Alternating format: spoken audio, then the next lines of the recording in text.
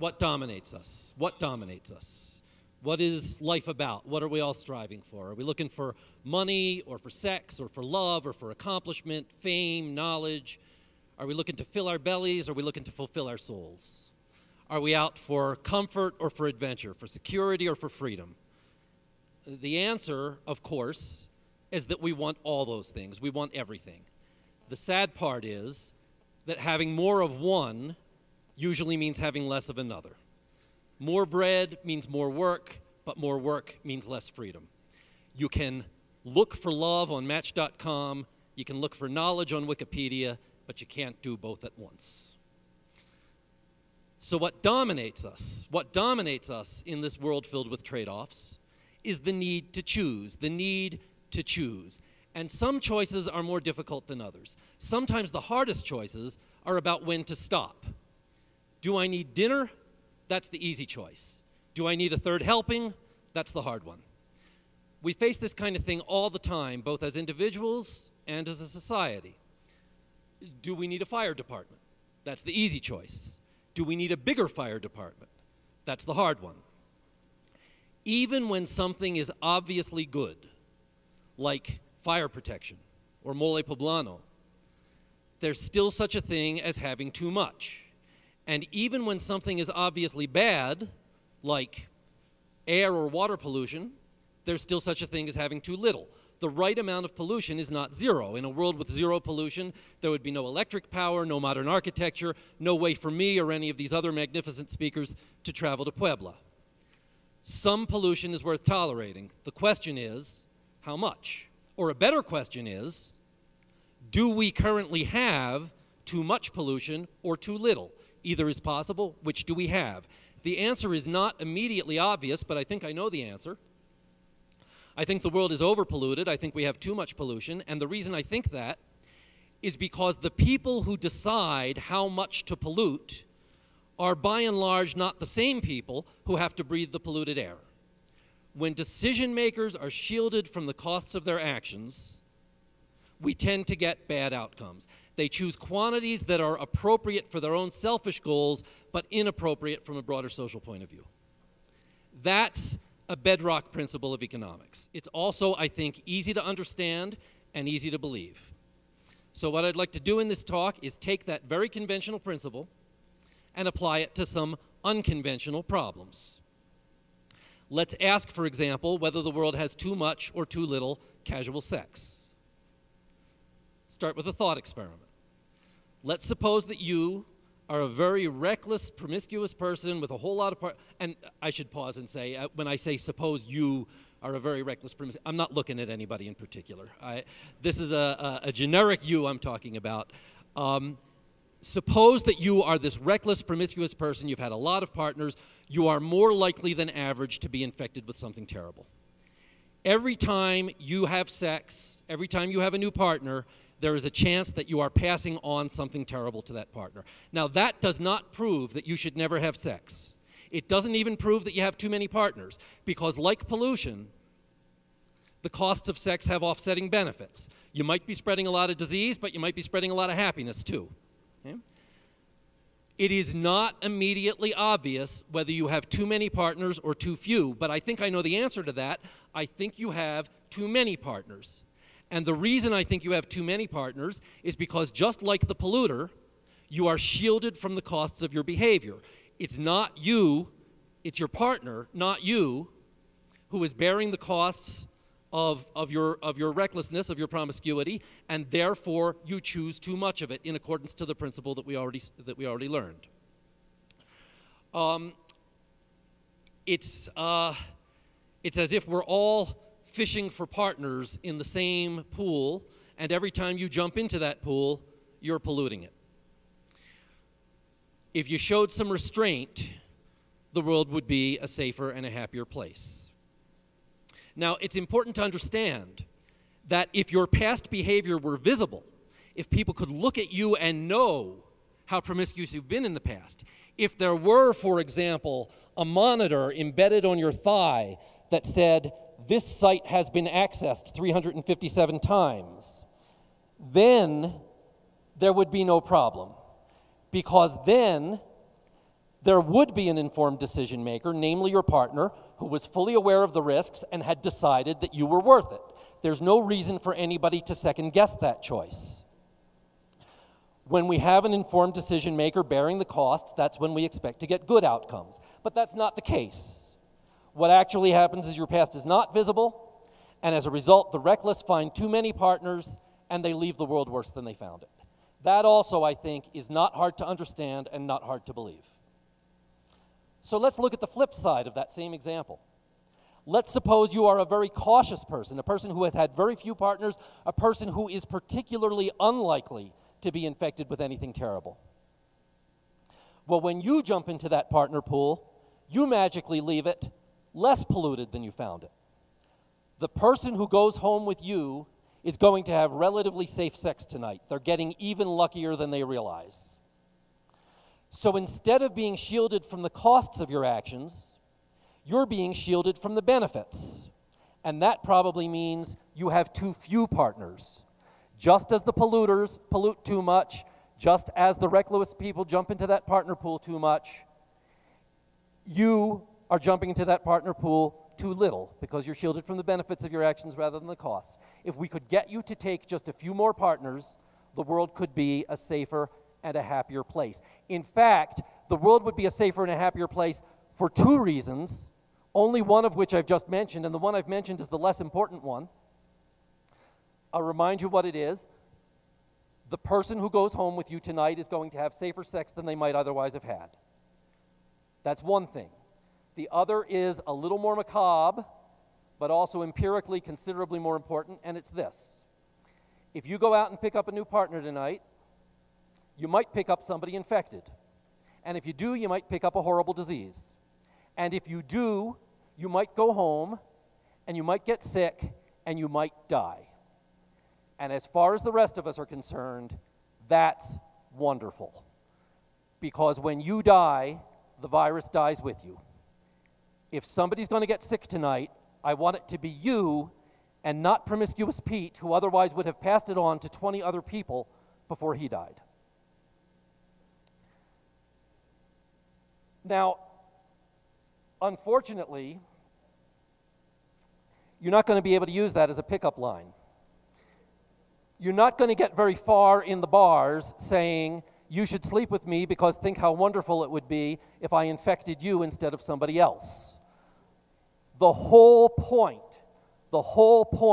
is the disconnect between what's good for the individual and what's good for the broader society. The polluters do not care about the pollution that they're putting into the air. Promiscuous Pete does not care about the viruses that he's spreading, and you, the cautious sexual conservative, do not care about the people who will die because of your excessive chastity. What are we going to do about that? Ideally, we would find some way to encourage these very conservative people to have a few more partners.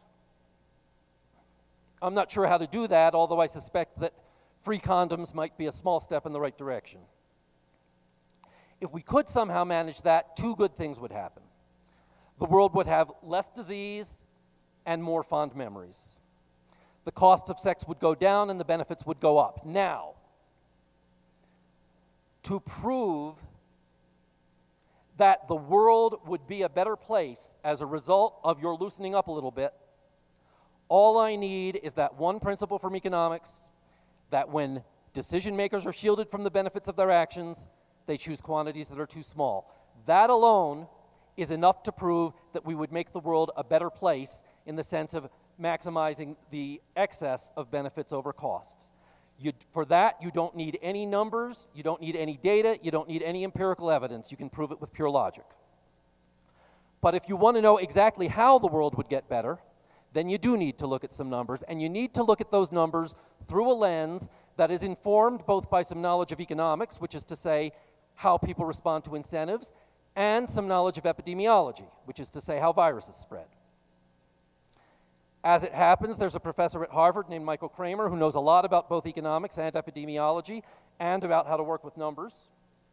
And here is his estimate. His estimate is that if we could take all the people who average fewer than 2 1/4 partners per year, bring all those people up to 2 1/4, but not past, you know, we don't want to turn them into copies of Promiscuous Pete, then you would substantially slow down the spread of AIDS. Now here is a key point. The key point is that to come up with that estimate, with that kind of prediction, you need to look at numbers, you need to look at data, and you need to have a sophisticated model to help you analyze those data. But again, you don't need any of that to know that it would be a good thing for the promiscuous people to have fewer partners and the cautious people to have more. The world has too much chastity for the same reason that it has too much pollution. A principle that powerful should have other applications. So let me turn from sex to the closely related subject of reproduction and ask the question whether the world has too many or too few people. You know, a lot of people, when they try to address this kind of question, they immediately start asking things like, how many people can the world support? Or, what will we do when the resources run out? And by phrasing the question in that way, they are trying, I suppose, to call your attention to the fact that there is such a thing as too many people. But we all know there's such a thing as too many people. There's such a thing as too many, there's such a thing as too few. The right question is, at any given moment, do we have too many or too few? How are you going to answer that question? You're going to look for, whenever you face a too many or too few question, you ask, who are the decision makers? What costs and benefits were they facing? What costs and benefits were they shielded from? In this case, who are the decision makers? They're the parents and the potential parents who are deciding whether to have another child. What are the benefits and the costs that they're facing? Let's start with the benefits. As Dan Gilbert's mother could have told you, having a child is going to bring you moments of transcendent joy. There are, of course, offsetting costs. We'll come to those in a moment. But there's no question that your children, in most cases, will bring you a lot of joy at a lot of points along the way. The odds are very good that your parents are glad you're here. But so are a lot of other people. Your friends, your lovers, the stranger you smiled at on the street this morning. I'm even glad you're here, and I don't even know you. Those are all benefits that your parents overlooked. Those are benefits they didn't think about when they were deciding how many children to have. And here's another benefit of bringing people into the world. People have ideas, and other people benefit from those ideas. Your ideas range from things like, hey, let's put on a show, to, hey, I wonder if we can make computer chips out of silicon. And most of our prosperity, virtually all of our prosperity, depends on other people's ideas. 200 years ago, just 200 years ago, a little bit more, the entire world, nearly everyone who lived on the earth, lived at the subsistence level or a little bit above, on the verge of starvation. That was true from the moment modern humans first emerged 100,000 years ago until the Industrial Revolution at the end of the 18th century.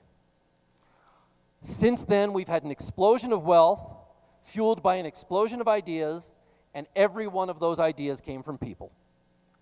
In the United States, we used to have a very popular television show called The Mary Tyler Moore Show. It featured a buffoonish newscaster named Ted Baxter. And Ted used to say that he was planning to have 6 children in hopes that one of them would grow up to solve the world's population problem. Ted was a lousy newscaster, but he was a good natural economist. He had exactly the right intuition. People solve problems, and when there are more people, more problems get solved. The value of your ideas is magnified by the fact that they can be copied. Once you've had an idea, it lives forever. And our prosperity depends on ideas, technological ideas, not just technology narrowly defined, not just science, not just engineering, but things like designing a new kind of insurance contract or a new system of crop rotation. There is a computer on your desk because somebody said, hey, I wonder if we can make computer chips out of silicon, but also because somebody else said, hey, I wonder if we can finance startup companies with junk bonds. You can fly to Europe partly because somebody invented an airplane, but also partly because somebody figured out how to insure it. Those are some of the costs of bringing another child into, some of the benefits, rather, of bringing another child into the world. Love, ideas. But you can never prove something is good by listing its benefits. You got to look at the offsetting costs. So what are the costs of bringing a child into the world? What are the costs of having you here? Well, they're the resources you consume, the fish you eat, the oil you burn, the space you take up. Okay, let's talk about where those resources come from.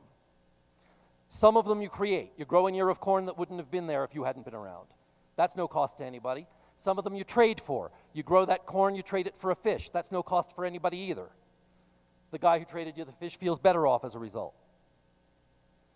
Then, and here's the big one, there are the resources you get from your family, beginning with those hours and hours and hours of parental attention that Dan Gilbert told you about for the first 16, 18, 20 years of your life, and going through the inheritance that you pick up at the end.